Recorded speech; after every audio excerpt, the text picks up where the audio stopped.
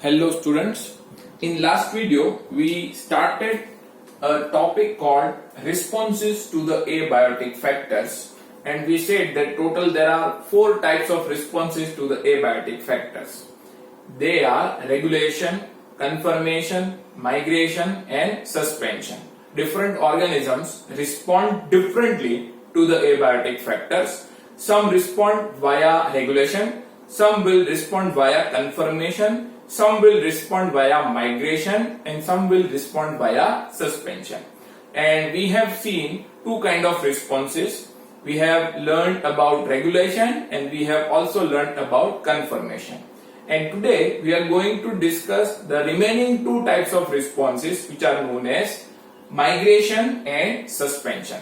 And these two types of responses are helpful to organisms, especially when the stressful situations are temporary and they are localized. Okay, when the stressful situations are temporary and when they are localized, at that time these two type of responses are helpful to the organisms. Okay, so we are going to learn regarding migration and suspension, and the first point that we are going to say about these two responses is that these two responses are useful only when the stressful condition is localized and temporary. Okay, if the stressful condition is of long duration and it is not localized, okay, it is generalized, then these two type of responses are not useful. Okay, so these two responses are useful only when the stressful conditions are localized as well as they are temporary. Okay, so first point is when stressful conditions are temporary and when they are localized. I have not written regarding localized over here. So when stressful conditions are temporary and when they are localized, organisms have two other options. Organisms will have two other options when the stressful conditions are localized and when they are temporary. And the first is migration and second is suspension. So let's talk about migration first. So animals can migrate temporarily from a habitat which is having unfavorable condition to a different habitat which is having a more suitable or more hospitable condition. Okay, animals generally can migrate from a habitat which is having unfavorable condition to the habitat which is having more hospitable conditions. So this process is known as migration, and mostly birds do migration. Okay, birds do migration. Other animals also migrate, but mostly migration is done by birds. Okay, so animals can migrate from a habitat to another habitat for some time when a stressful period is stressful period.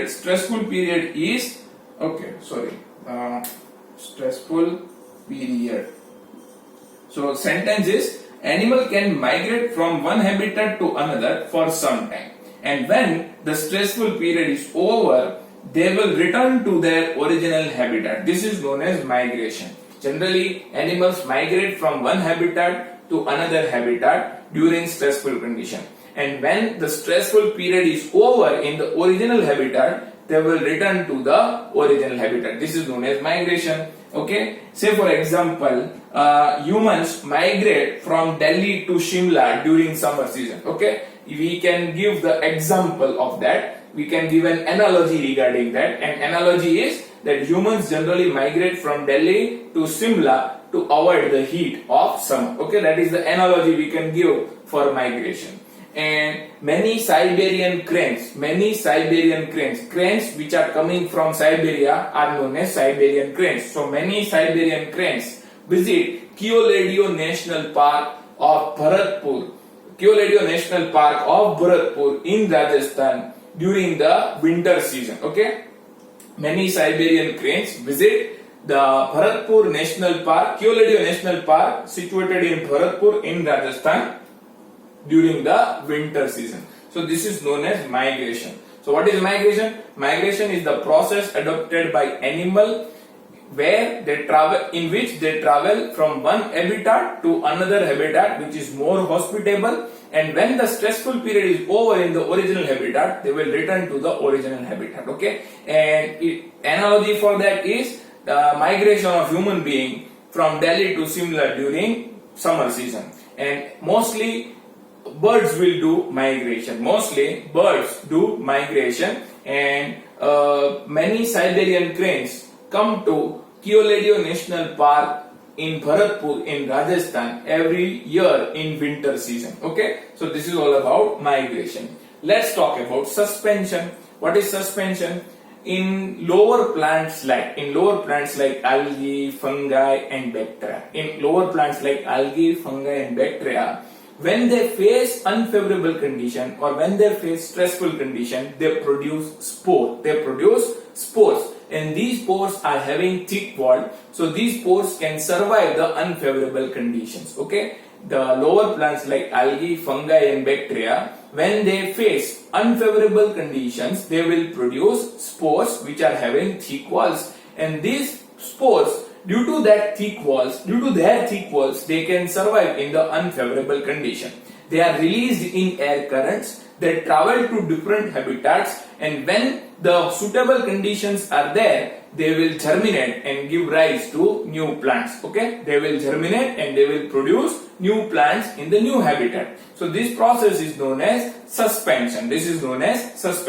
So algae, fungi and bacteria like lower plants produce spores in the stressful condition. Okay, algae, fungi and bacteria like lower plants produce thick walled spores during the unfavorable conditions. These spores are released in air currents, they travel to different habitats, and when suitable conditions are there, they will germinate and they will give rise to new plants. Okay, let's talk about polar bear. Polar bear who lives in the polar region will undergo hibernation in winter season. Okay, winter in polar region is too tough. Okay, so no animal can survive in the winter of the polar region. So what will polar bear do? Polar bear will undergo hibernation to survive in the winter season in the polar region. Okay, polar bear will undergo hibernation in the winter season in the polar region. Okay, and in the summer, fish and snail undergo estivation. Fish and snail who live in ponds will undergo estivation, because during summer season the ponds will get dried up. Okay, ponds or lake become dry. Okay, and to avoid death and desiccation, snail and fish undergo estivation. Okay, so hibernation is adopted by polar bear to survive the winter of the polar region. Hibernation is adopted by polar bear to survive the winter of the polar region, and estivation is adopted by fish and snail to avoid heat and desiccation in the summer season. Okay, and because in summer season generally ponds and lake will become dry, so to avoid heat and desiccation in summer season, snail and fish will undergo estivation. Now let's talk about zooplankton. Zooplanktons generally live in ponds, will undergo a state of suspended development. They will undergo a state of suspended development which is known as diapause. When the zooplankton face unfavorable condition, they undergo a stage of suspended development.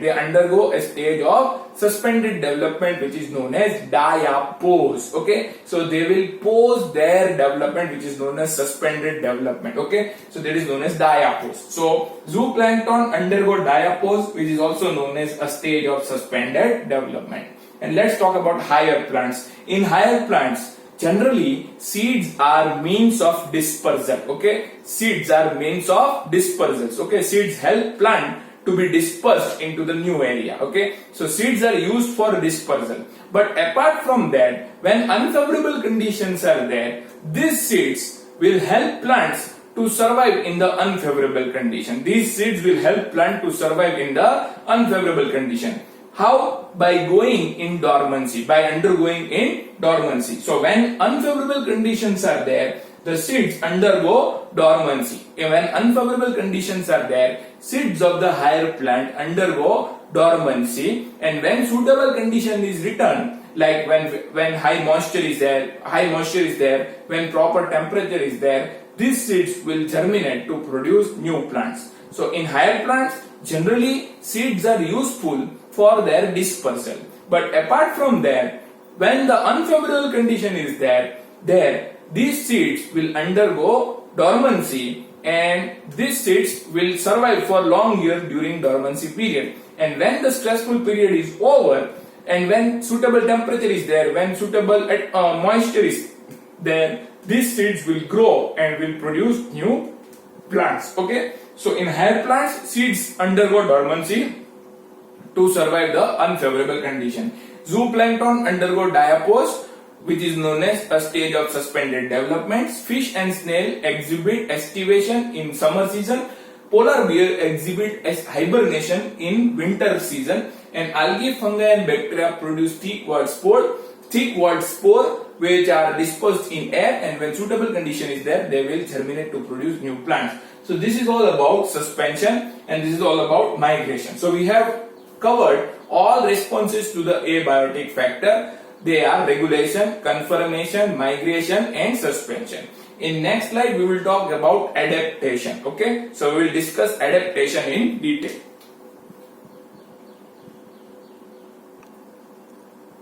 So students, we have discussed responses to the abiotic factors, and now we are going to talk about adaptations. Okay, so let's talk about the definition of the adaptation first. It is a very important topic, so let's discuss the definition first. What is adaptation? Adaptation is any attribute of animal. Adaptation is any attribute of animal that it can be either physiological attribute, it can be either morphological attribute, or it can be either behavioral attribute. Okay, so adaptation is any attribute of organism which allows organism to survive in the habitat and to reproduce in the habitat. Okay, adaptation is any attribute of organism like physiological attribute, morphological attribute or behavioral attribute which allows organism to survive in the habitat and to reproduce in the habitat. And these adaptations don't develop overnight. They do not develop overnight. It takes millions of evolutionary years to develop the adaptations. Okay, so adaptations are developed slowly. They do not develop overnight. It takes millions of evolutionary years to develop adaptations, and these adaptations are genetically fixed. Okay, these adaptations are fixed genetically, so they are present in our genes and they are passed from one generation to another generation. Okay, they are genetically fixed. It means that they pass from one generation to another generation. So what is adaptation? Adaptation is any attribute of organism, either behavioral, physiological or morphological, which allows organism to reproduce and survive in the habitat. And adaptations develop after millions of evolutionary years. They do not develop overnight and they are genetically fixed. So they pass from one generation to another generation. Okay. And so I have talked about 2 points. Okay, I have given the definition and then I have talked about the its fixation. Okay, its fixation in the gene. So let's read these sentences. Any attribute of organism, either morphological, physiological or behavioral, which enables organism to survive and reproduce in habitat is known as adaptation. And adaptations develop after millions of years of evolution and they are genetically fixed. It means they are passed from one generation to another. Okay, so let's talk about examples of adaptation. Definition is given. Okay, now the whole topic is regarding the examples of different types of adaptation. And here we are talking about the first example, that is example of kangaroo rat, which is found in the North American desert. Okay, we are talking about kangaroo rat. Kangaroo rat is an animal of the North American desert. Okay, so in the absence of any external source of water, the kangaroo rat, which is found in the North American desert, produces water within the body. Kangaroo rat, in the absence of any external source of water, when external source of water is not there, this kangaroo rat will produce water inside his body. By what? By oxidation of fat. In the absence of any external source of water, in the absence of any external source of water, kangaroo rat will produce water inside the body by fat oxidation of the fat. Okay, and it has also ability to concentrate its urine so that it can minimize the loss of water in excretion. Okay, kangaroo rat also has ability to concentrate its urine so that the water loss by urine is minimized and reduced. Okay, so two properties of kangaroo rat are mentioned over here. The first is that kangaroo rat is able to produce water within body by oxidation of fat. Okay, so it is not dependent on any external source of water because it is surviving in the North American desert. In desert, generally water availability is less. So when external source of water is not there, the kangaroo rat will produce water within body by oxidation of fat, and it also has ability to concentrate its urine so that the water loss through excretion is minimized. Okay, so these are the examples of adaptations of kangaroo rat. These are the examples of adaptations of kangaroo rat. Let's talk about desert plants. Okay, so we know two types of plants. We know Euphorbia. Euphorbia is a desert plant. We also know about Opuntia. Opuntia is also a desert plant. Okay, so we are talking about Euphorbia, Opuntia and cactus. So these are examples of desert plants. So what kind of adaptations are shown by Euphorbia, Opuntia and cactus? Let's see that. These plants will produce thick cuticles on their epidermis. These plants will produce thick cuticle on their epidermis, and you know that cuticle is anti-transpirant. It prevents transpiration. It prevents evaporation of the water through transpiration. Okay, so Opuntia, cactus and Euphorbia like desert plants will have thick cuticle on their epidermis which prevents the water loss through evaporation or through transpiration. Okay, they also have sunken stomata. What is meaning of sunken stomata? The stomata are situated deep in the epidermis. It is known as sunken stomata. Okay, so they have sunken stomata. It means that stomata are situated deep in the epidermis. They are not situated on the surface of the epidermis. So this also helps in minimizing the water loss through evaporation. It also helps in minimizing water loss through evaporation. Sunken stomata is another feature which helps in minimizing water loss through evaporation. And their leaves are also modified into spines. This is useful in protection also, and it is also useful in reducing the water loss through transpiration. So leaves of the Opuntia, cactus and Euphorbia are modified into spines to reduce water loss through evaporation. Okay, and they also exhibit a special type of photosynthetic pathway.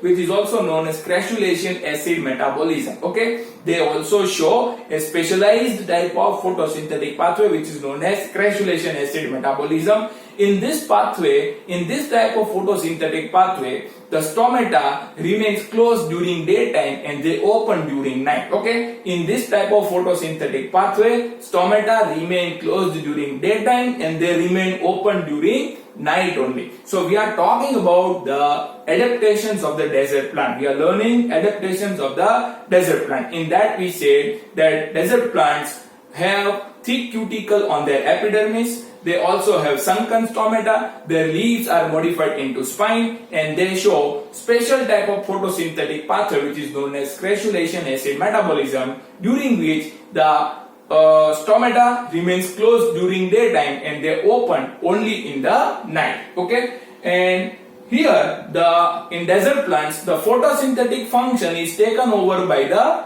green stem or flattened stem. Okay, photosynthetic function is taken over by green stem or flattened stem. Why? Because leaves are already modified into spine, so leaves are not there. Okay, so who will perform the function of photosynthesis? Function of the photosynthesis is then taken over by the green flattened fleshy stem.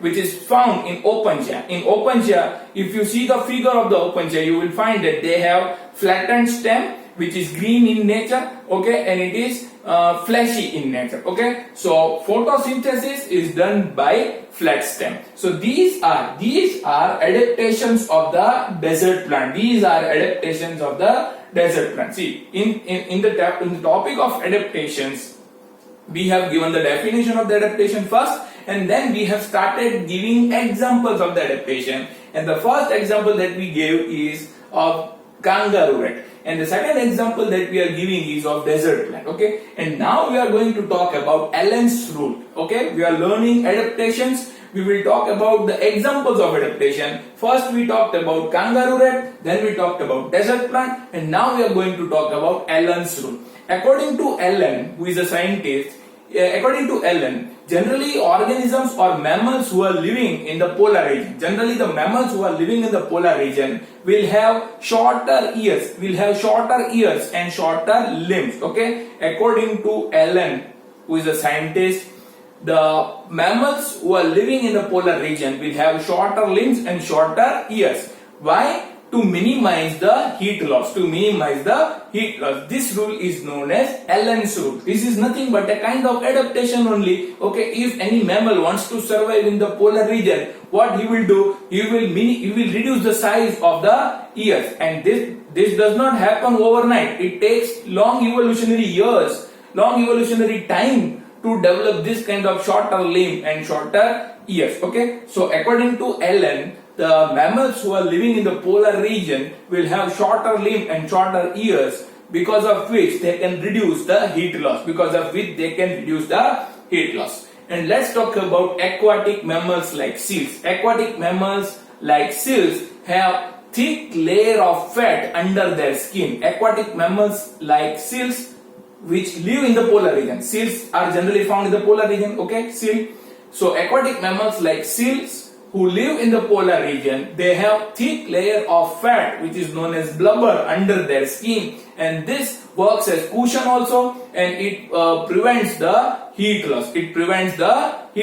Okay. So aquatic mammals like seals have thick layer of fat which is known as blubber, and this blubber reduces the heat loss. So here we have given examples of adaptations. The first example which is given by us is the example of kangaroo rat, and which lives in the North American desert. We said that in the absence of any external source of water, kangaroo rat produces water within the body by oxidation of fat, and it also has ability to concentrate the urine, and thereby it reduces the water loss. And we talked about desert plant. The desert plants have thick cuticle, their leaves are modified into spine, they have sunken stomata, and they have special photosynthetic pathway which is known as crassulation and acid metabolism, and during which the stomata remains closed in the daytime and they open only in the night, and their photosynthetic function is taken over by green flat fleshy stem, okay. And generally all these kind of adaptations are found in opuntia, cactus and euphorbia. And we talked about Allen's rule, and we said that mammals who live in the polar regions have shorter ears and shorter limbs to minimize the heat loss. And then we talked about aquatic seals, which have thick layer of fat under their skin which is known as blubber, and this blubber helps to minimize the heat loss, okay. So we are talking about adaptations. We will see other examples of adaptations further in the next slide, okay. Chalo.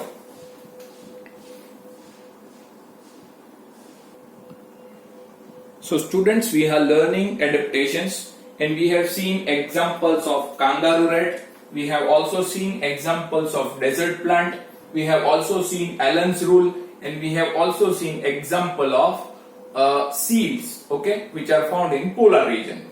And now we are learning other examples of adaptations. We will learn other examples of adaptations, and in that we will discuss physiological adaptation. Example of physiological adaptations, okay. So suppose if we are living in the plains, okay, presently we are living in Bhavnagar. This Bhavnagar is a plain, okay, we are living in the plain region, and if we travel to the Manali, okay, if we travel to the Rohtang Pass or Manali, which is situated at 3500 meter height. Okay, the Manali or Rohtang Pass is situated at 3500 meter height. So if we travel from plains to higher altitude,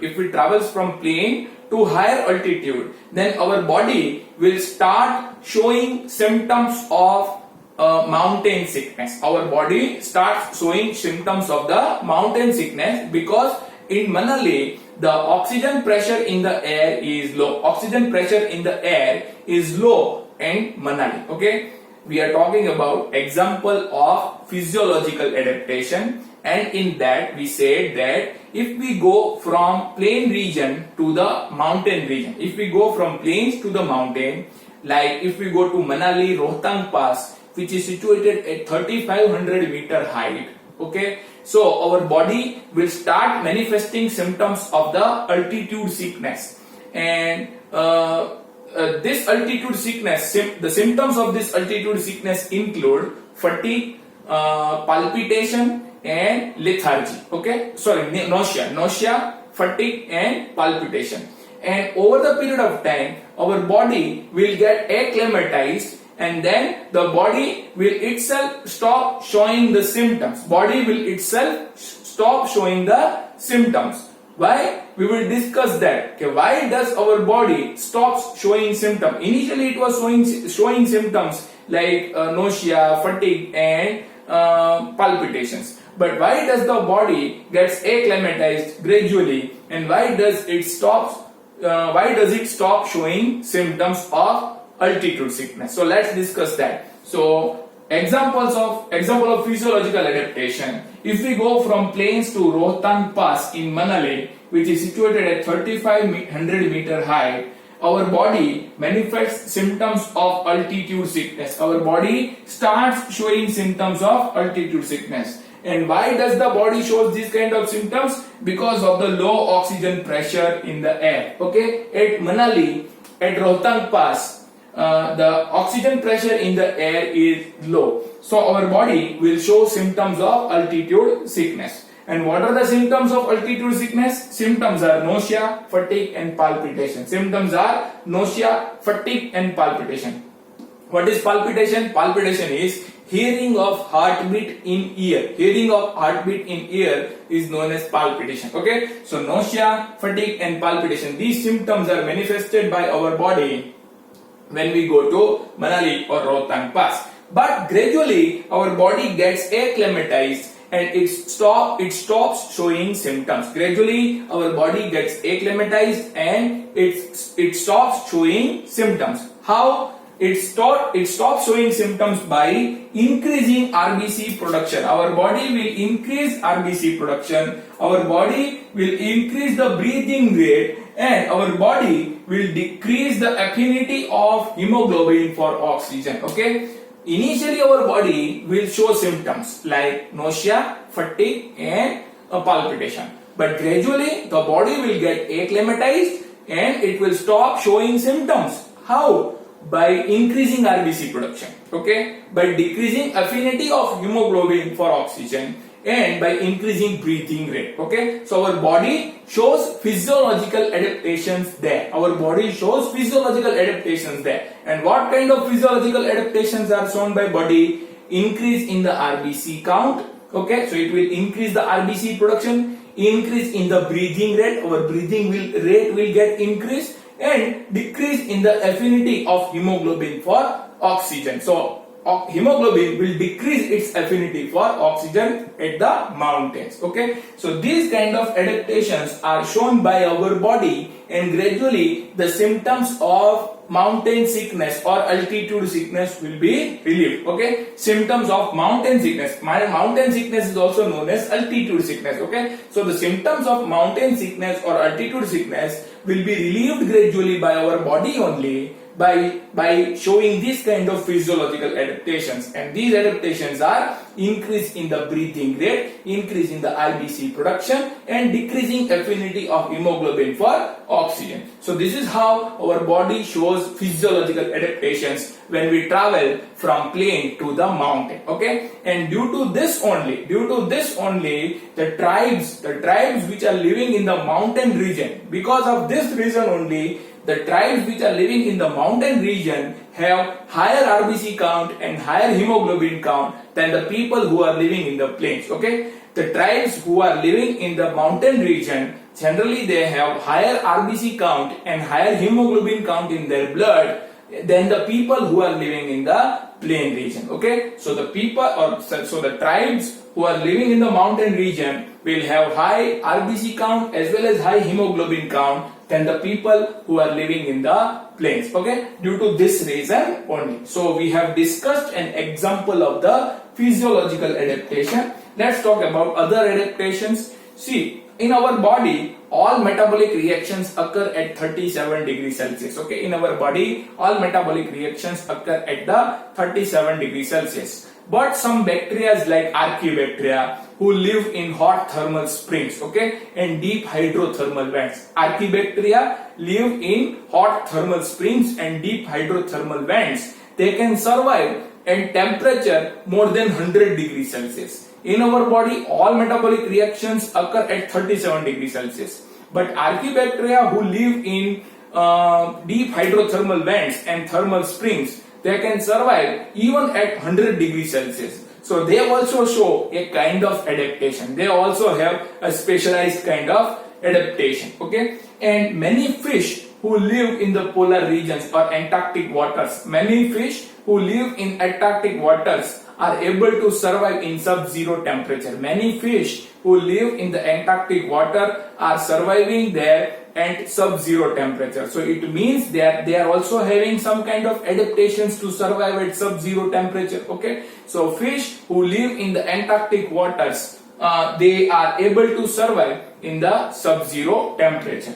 And many marine invertebrates and fish who live in great depths of ocean, many marine invertebrates as well as fish who live in great depths of ocean, like more than 500 meters deep, they are bearing 100 times more pressure than the atmospheric pressure that we feel on the plains. Okay, we are living on the plains and we are feeling atmospheric pressure, and that atmospheric pressure is 1 bar. Okay, but organisms like lower invertebrates and many fish who live at great depths of the ocean, like who live at 500 meter deep, they are feeling 100 times more pressure than us. Okay, the pressure that we feel by air is known as atmospheric pressure, and they also feel a kind of pressure which is 100 times more high than us. Okay, so many marine invertebrates as well as fish who live in great depths of ocean like 500 meters deep, where they bear pressure which is 100 times more than the pressure that we feel. Okay, so where the pressure is 100 times more. So many marine invertebrates as well as fish live in great depths of the ocean where the pressure is 100 times more than the plains. The plain word is not written over here. So their pressure is very high. Okay, so, and they live in such a crushing situation. Crushing pressure is there. Okay, and they live in that conditions also. And now let's talk about behavioral adaptation. We will discuss one example of behavioral adaptation, and it is shown by desert lizard. Desert lizard shows behavioral adaptation. Desert lizard cannot maintain constant body temperature like mammals. Okay, desert lizard cannot maintain constant body temperature like mammals because it is a reptile only. So reptiles are poikilotherm. They can't maintain constant body temperature. So what will desert lizard do? Desert lizard will bask in sun in winter season. Okay, desert lizard will bask in sun in winter season, and her body will absorb all the heat coming from the sun. Okay, in winter season, desert lizard will bask in sun and the body will absorb heat. Okay, so it is her behavioral adaptation. And in summer season, this desert lizard will try to hide in shades. In summer season, the desert lizard will try to hide in shades. So two kind of adaptations are shown by desert lizard. In winter season, it will bask in the sunlight, whereas in the summer season, it will try to hide in the shade, as well as it will also try to burrow deep in the soil. It will also try to burrow deep into the soil so that it can avoid the ground heat. It can avoid the ground heat. So some desert lizards will hide in the shade in summer season, and some desert lizard will go deep into the soil by burrowing. Some desert lizard will go deep into the soil by burrowing, and thereby they avoid the ground heat. So we are talking about behavioral adaptations, and in that we said that desert lizard will bask in sun in winter season, and they will hide in shades in summer season, and they also show burrowing, and they also go deep into the soil to avoid the ground heat. Okay, so these is all about adaptations. These are all the examples of adaptations, and with this we finish our topic. Here we have talked about physiological adaptation, okay, and we have also talked about Archaebacteria. We have also talked about fish who live in Antarctic region. We also talked about many invertebrates and fish who live in great depths of ocean. Okay, and we have also talked about behavioral adaptation of the desert lizard, and we have completed the whole topic of adaptation. In next video we will talk about population attributes. Okay, thank you.